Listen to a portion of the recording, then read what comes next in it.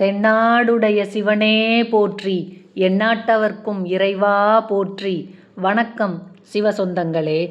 உலக புகழ்பெற்ற திருவண்ணாமலை திருக்கார்த்திகை தீபத் திருவிழாவின் சிகர நிகழ்ச்சியான பரணி தீபம் 3/12/2025 அன்று அதிகாலை 4 மணிக்கும் அன்று மாலை 6 மணிக்கு மகாதீபமும் ஏற்றப்படுகிறது.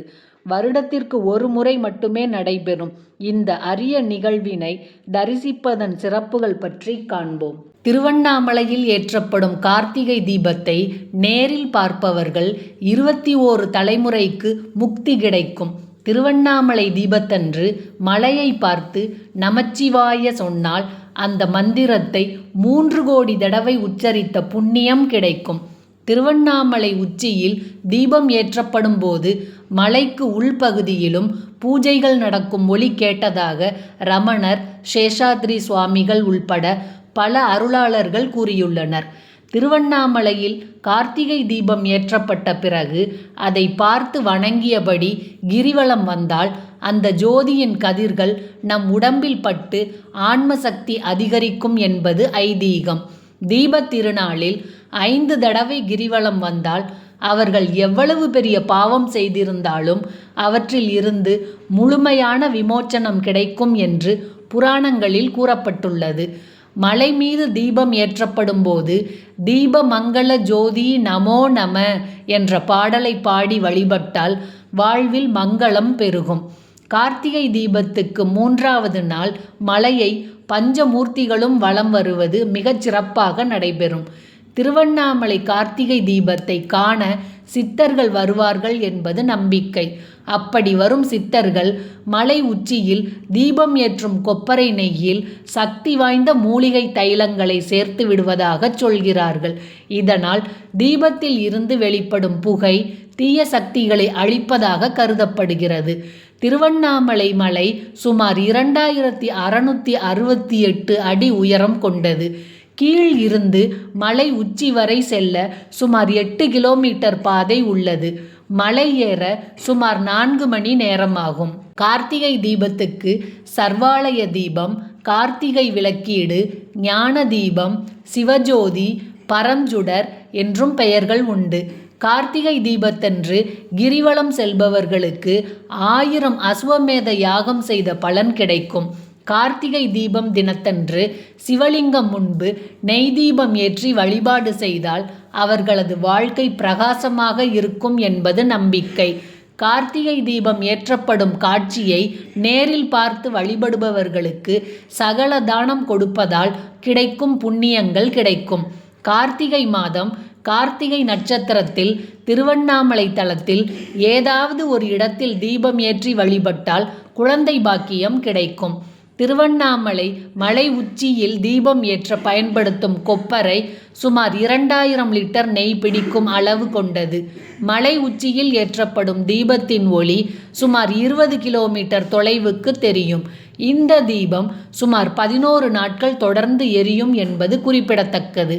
திருவண்ணாமலையில் கார்த்திகை தீப திருவிழாவை முன்னிட்டு பரணி தீபம், அண்ணாமலையார் தீபம், விஷ்ணு தீபம், நாட்டு கார்த்திகை தீபம், தோட்ட கார்த்திகை தீபம் என 5 வகையான தீபங்கள் ஏற்றப்படும். சிவபெருமான் கார்த்திகை தீப நாளில் அக்னியில் நடனம் ஆடுவதாக ஐதீகம். இந்த நடனத்துக்கு முக்தி நடனம் என்று பெயர். கார்த்திகை தீபம் தினத்தன்று ஆலயங்களில் சொக்கப்பனை கொளுத்துவார்கள். ஆனால் திருவண்ணாமலையில் சொக்கப்பனை கொளுத்தும் பழக்கம் இல்லை. தீப நாளில் மலை மேல் தீபம் காண முடியாதவர்கள் தீப தரிசன நேரத்தில் அதை நினைத்தாலே அதற்குரிய பலன்கள் கிடைக்கும் என்பது பெரியோர் வாக்கு. திருவண்ணாமலை கார்த்திகை தீபத்துக்கு நிகராக இதுவரை எந்த ஆலயத்திலும் ஜோதி வழிபாடு ஏற்பட்டதில்லை. திருவண்ணாமலையில் ஏற்றப்படும் கார்த்திகை தீபம் அண்ட சராசரங்களுக்கும் தீப விளக்காக கருதப்படுகிறது. உலகத்தை எல்லாம் இயக்குகின்ற பரம்பொருள் ஒன்றே என்பதை இறைவன் ஒருவனே என்ற தத்துவத்தை உணர்த்துகிறது.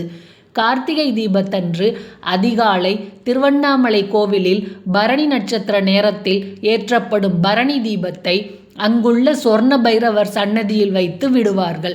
பிறகு மாலையில் அதைத்தான் மலை உச்சிக்கு எடுத்து சென்று தீபத்தை ஏற்றுவார்கள். திருவண்ணாமலை மலை உச்சியில் தீபம் ஏற்றப்பட்டதும் வணங்கினால் பாவம் நீங்கி பிறவி பிணியை அறுக்க வல்லது என்பது ஐதீகமாகும். திருவண்ணாமலையில் தீபம் ஏற்றப்பட்டதும் அண்ணாமலையாருக்கு அரோகரா என்று பக்தர்கள் முழக்கமிடுவார்கள். இதற்கு அர்த்தம், இந்த உடம்பு நான் என்னும் எண்ணத்தை அழித்து மனதை ஆன்மாவில் அழித்து உள்முகத்தால் அத்வைத ஆன்ம ஜோதியை காண்பதுதான் இந்த தீப தரிசனம் ஆகும். இதை சொல்லி இருப்பவர் ரமண மகரிஷி. பஞ்சபூத தலங்களுள் இது நெருப்புக்குரிய தலம். இங்கு மலையே இறைவனின் சொரூபமாக உள்ளது. திருவண்ணாமலை ஆலயத்தில் மிக பிரம்மாண்டமான 3 மணிகள் உள்ளன. அதில் 2 மணிகள் அண்ணாமலையார் சன்னதி மண்டபத்தில் உள்ளது. மற்றொரு மணி உண்ணாமுலை அம்மன் சன்னதியில் கட்டப்பட்டுள்ளது. இந்த 3 மணிகளையும் அடிக்கும்போது அதன் சத்தம் நீண்ட தொலைவுக்கு கேட்குமாம். இந்த 3 மணிகளும் நூற்றாண்டை கடந்தவை என்பது குறிப்பிடத்தக்கது. சக்தியும் சிவமும் ஒன்றே என்ற உண்மையை பிரிங்கி முனிவருக்கு உணர வைத்து சிவன் அர்த்தநாரீஸ்வர வடிவம் எடுத்த பெருமையை உடைய தலம் இது. பிரம்மாவும் விஷ்ணுவும் நெருப்பாக நின்ற சிவபெருமானின் அடிமுடி காண முயன்றனர். அந்த நெருப்பு மலையாக மாறியது. அதுவே கோவிலின் பின்னணியிலுள்ள திருவண்ணாமலையாகும். இந்த தகவல் உங்களுக்கு பயனுள்ளதாக இருந்தால் லைக் பண்ணுங்க, உங்கள் உறவினர்கள் நண்பர்களுக்கும் ஷேர் பண்ணுங்க, உங்களின் கருத்துக்களை கமெண்ட் பண்ணுங்க. மேலும் இது போன்ற ஆன்மீக தகவல்களுக்கு சிவசொந்தங்கள் சேனலை சப்ஸ்கிரைப் பண்ணுங்க. இன்பமே சூழ்க, எல்லோரும் வாழ்க. திருச்சிற்றம்பலம்.